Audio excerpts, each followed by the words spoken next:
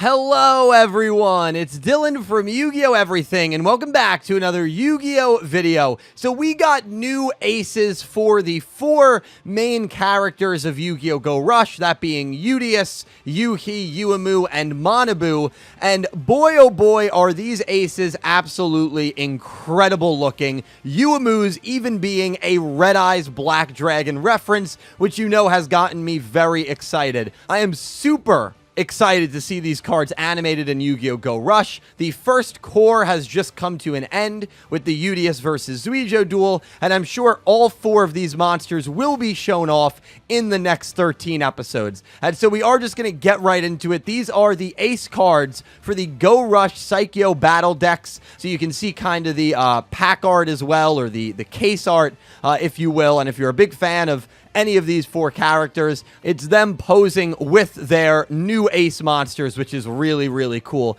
So we're going to start with Udius's and work our way down. Udius's new dragon is Vanishing Helical Riser. Now, I will say, I like that Udius is getting another dragon here. Obviously, we have Transamu Rainic as his level 4 ace, and his secondary ace is Galactica Oblivion. We've also seen him use a dragon called Galactica Amnesia, but it's really cool that we are getting another dragon, and this dragon looks really, really cool. The design a little bit reminds me of like a Topologic dragon to a degree. Love the white and red color schemes. This is a level 7 Galaxy effect monster with 2400 attack. The effect requirement is that you have 2 or less cards in your hand. You can shuffle one monster from your grave back into the deck to activate. So that's a pretty easy effect to get off with Rush Duel. You want your hand to be as little as possible when your turn ends so that you can draw as many cards as possible. So most likely you'll be able to get this effect off, especially because even if it's your first turn,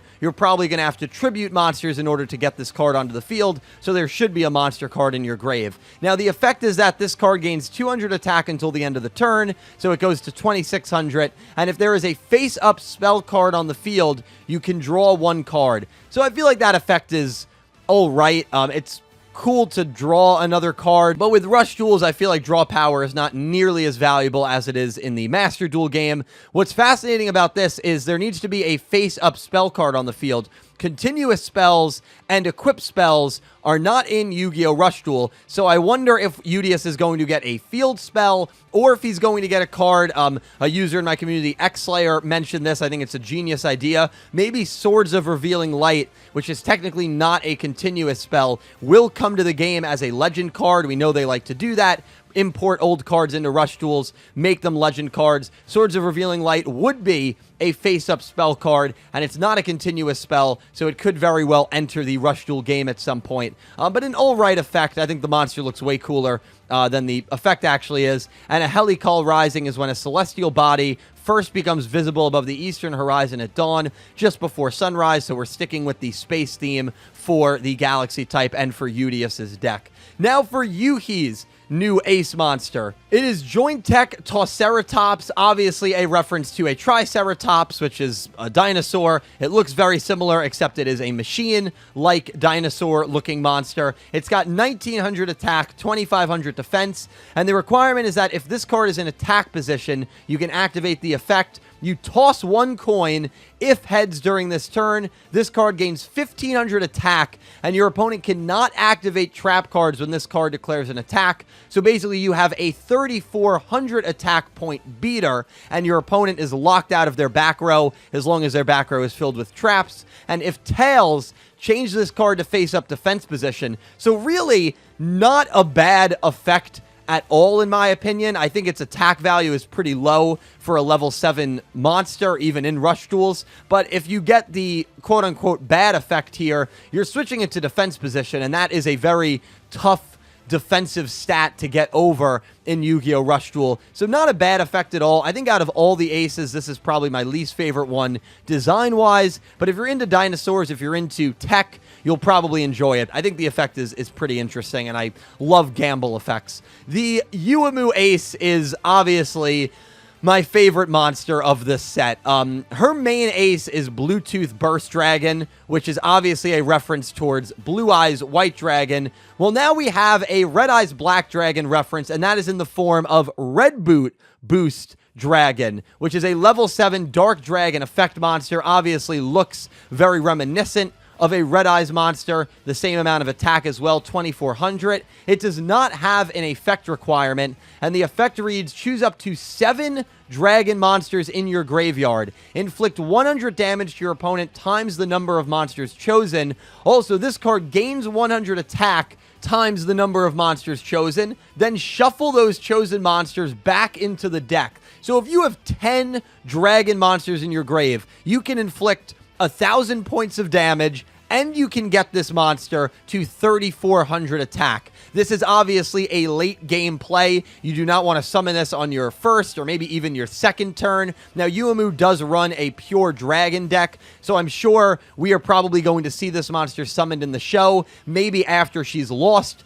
Bluetooth Burst Dragon to the graveyard or to a battle, and this will be kind of the monster that gets the win. I expect all of these monsters to get the wins for their respective characters. The effect, again, is all right, but from a design perspective, from being a Red Eyes reference, I think we're probably going to get an attack name similar to Inferno Fire Blast, which is so cool. Maybe it'll be something like Inferno Fire Burst. We know that with Bluetooth, the attack name is very similar to Blue Eyes White Dragon's attack name. It's just off by a word. I'm sure it'll be the case here. And maybe Yuumu is going to continue to use these big ace dragons that represent famous dragons from throughout the Yu-Gi-Oh! History. Maybe we'll see one that's akin to like Harpy's Pet Dragon or Odd Eye's Pendulum Dragon, Stardust Dragon. I think that's very possible. Yuumu has, at least in my opinion, my favorite deck, one of my favorite decks that any girl character has ever played in Yu-Gi-Oh!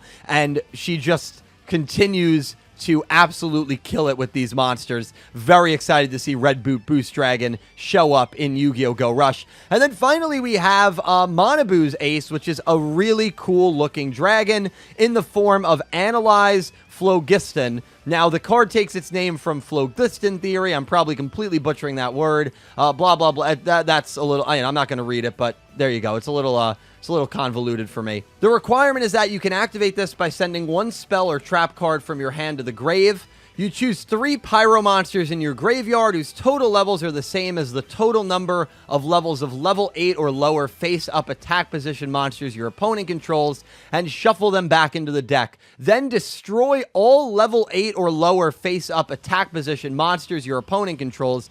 During this turn, only one monster you control can attack. So this, under the right circumstances, can just completely nuke and destroy your opponent's entire board. Level 8 or higher monsters are not too common in Rush Duel. All the monsters we've gone over in this particular video are level 7, so this would be able to wipe out all of those monsters under the right set of circumstances. So a really cool effect there. And then, yeah, only one monster you control can attack, but if you can board wipe your opponent and then get this big dragon thing to attack, you're probably in pretty good shape. So a really interesting effect there, but a gorgeous ace. And finally, we have another Zuijo monster, our only level 8 of these monsters, and that is Void Vulgir Elysium, a beautiful looking Dark Galaxy effect monster. The requirement is that you can send one card from your hand to the graveyard, and the effect allows you to choose one face-up monster your opponent controls and change it to face-down defense position. This card gains 500 attack until the end of the turn.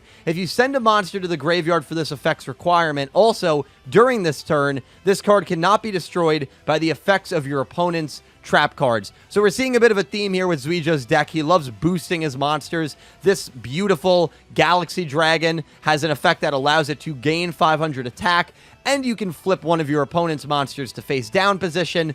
And if you send a monster from your hand to the grave, your opponent cannot destroy this card with their own trap card. So it gives it some protection as well. But guys, these are 5 new ace monsters that I anticipate we are going to be seeing probably in arc number 2, or at the very least, the next time these duelists duel. Now, in usual typical Yu-Gi-Oh! Case, when we see a new ace monster, usually it means that character wins. Not always the case in Yu-Gi-Oh! 7s and with Studio Bridge Yu-Gi-Oh! I remember when Roman summoned, I believe it was Folda Blitz for the first time against Sushiko. She actually lost that duel. I remember when Yuga summoned his Master of Seven's Road fusion monster. He lost that duel to Roa. So there's no guarantee that when we see these monsters, it's going to lead these 5 characters to victory, but it definitely gives them a really solid chance, and we're seeing a really cool expansion to each one of their decks. I honestly like all 5 of these cards.